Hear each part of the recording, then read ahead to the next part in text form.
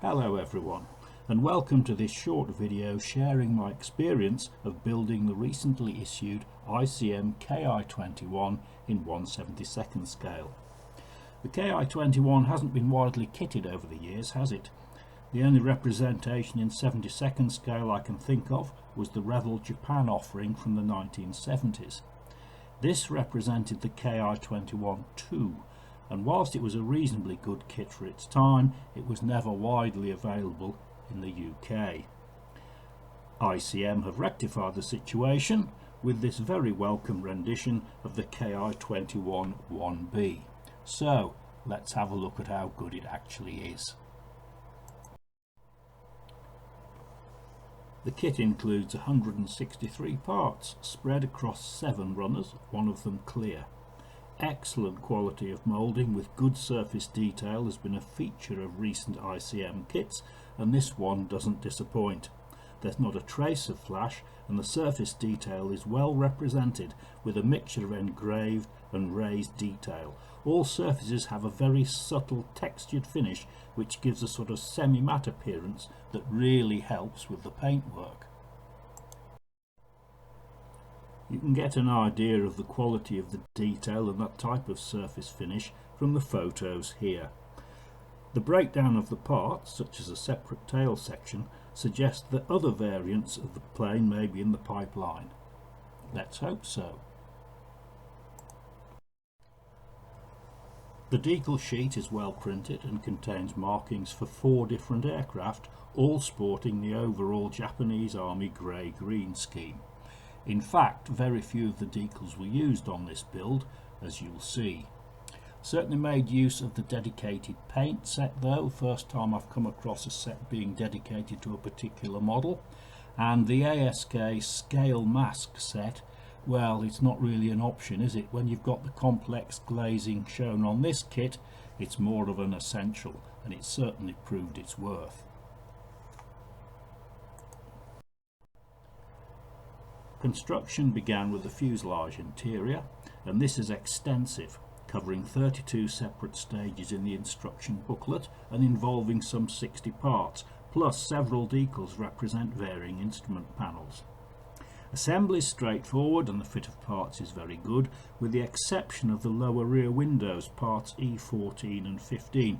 It's possible that these are incorrectly labelled on the instructions and should be the other way round, worth checking. The machine guns are well moulded with separate drum magazines. 2 alternative types of guns are provided, although there's no guidance about which is appropriate for which individual aircraft featured on the decal schemes. The difference between the 2 types is slight, so it hardly really matters.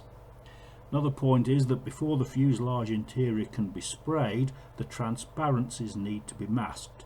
As the ASK set provides external masks only, this became a fiddly DIY job.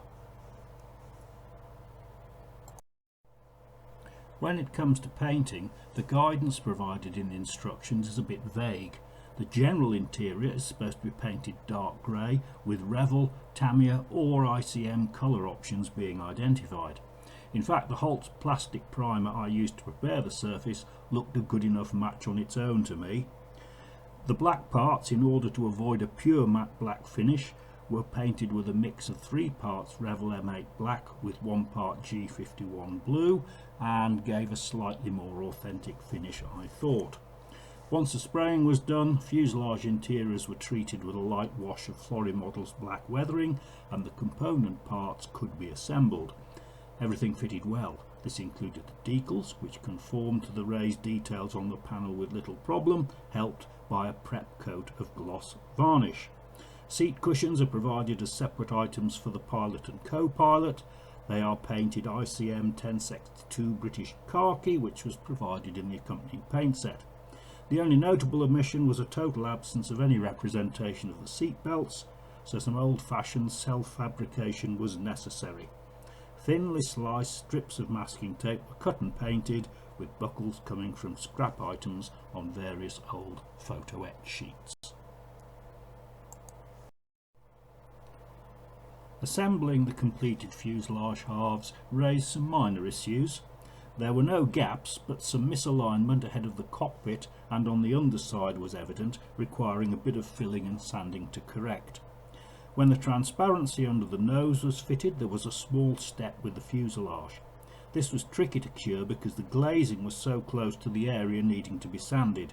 In fact, masking the glazing saved it from major scratches, and any scuffing was easily polished out with microgloss liquid abrasive applied with a cotton swab. This is an excellent product, incidentally, for polishing out blemishes on transparencies. I believe they even use it for that purpose on full-size aircraft. The wing nacelle engine assemblies came next and proved very straightforward. Nicely designed inserts in the main wheelbase add strength to the wing structure, as well as boxing in the bays themselves. Separate ailerons are provided. They fit beautifully and look effective. The undercarriage is quite complex and rather unusually was assembled and attached to the main wing before the nacelles and cowlings. It's best painted at this stage. After priming, the ICM 1025 natural steel, included in the aforementioned paint set, was used for this. It was okay, but I think Alclad would be the choice next time because it gives a smoother finish. The engines were completed next, painted Vallejo Model Air 073 gunmetal, then lightly coated with AK Interactive AK082 engine grime. The instructions have the cowlings assembled around the engines, but in this case the cowlings were each completed as separate items and fitted over the engines later. This made it easier to deal with the joint lines in the cowlings, not that they required that much attention anyway, actually. Assembling the nacelles, engines and cowlings to the wing was straightforward. The fit was good, with only minor narrow gaps of the do I or don't I fill them variety. In this case I did fill them, and I used Vallejo plastic putty. This is an acrylic resin that's ideal for filling small gaps. It can be smoothed with a dampened swab and it sets quickly. It's soft and easily sands to a very fine finish. The only problem with it is that its adhesion is not great. It doesn't actually bond with the plastic like cellulose fillers do. This can be a problem if you mask over it, as it can be lifted when the masking is removed. Not going to be an issue here though, as no masking was going to be employed in those areas. Fitting the wings and the tail paints to the fuselage was a similar story. Generally a good, secure fit, but with some fine filling necessary as well. The main transparencies were then added, one over the cockpit and then the greenhouse covering the rear gunner's position. The fit of both was very good. The cockpit canopy snapped into place so snugly and securely during the dry fit, it was actually difficult to remove it for gluing later on. Once the completed airframe had been cleaned up, it was time to mask the transparencies. A little matter of 130 separate items are provided on the ASK masking sheet, although the kit instructions provide a template for cutting your own should you be mad enough to wish to do so. The masking sheet came with very clear instructions, with each mask individually numbered to make identification as easy as possible. They adhered well, even around complex curves. Although placing them all took a long time, it was nothing compared to how long it would have been in the old days when everyone would have to have been a DIY job. Whoever invented pre-cut masking sets surely deserves the modeller's equivalent of a Nobel Prize.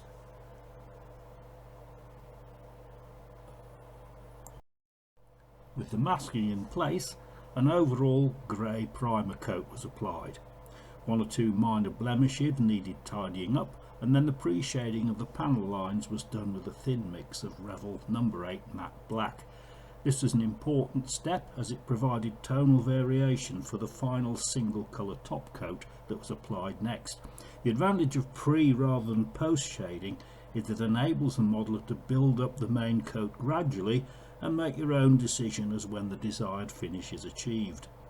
As a general rule, when it comes to weathering of this kind, less is usually more. The grey-green overall finish is included in the paint set. It is quite thick straight from the bottle actually, and required a lot of thinning. The instructions recommend water, but by way of an experiment Life Colour acrylic thinner was used in this instance, and it gave good results. The mix, which was 6 parts thinner to 4 parts paint, went on well with very little clogging of the airbrush tip and gave a more resilient finish than is sometimes the case with other acrylics. The decal sheet offers options for 3 aircraft, all in the overall grey-green scheme and all with fairly minimal markings. The option I went for here was from the 60th Sentai, that's Air Group, 3rd Chutai or Squadron. Such was the simplicity of the markings on this particular aircraft that they were really quite easy to paint on with just simple DIY masking. In terms of colours, the yellow on the fin flash, which was done first, was Vallejo Model Air 71002 medium yellow, with the red trim and the Hinamarus painted with Model Air 71003, which is red RLM 23. The staining on the Hinamarus was done using an AMIG wash PLW dark red brown from their weathering set 7418. The final step before all the masking was removed was to give the model an overall coat of the ICM 2002 satin varnish, also provided in the dedicated paint set. Again, the colour coat thinner was used, and again the results were good, both in terms of coverage and flow.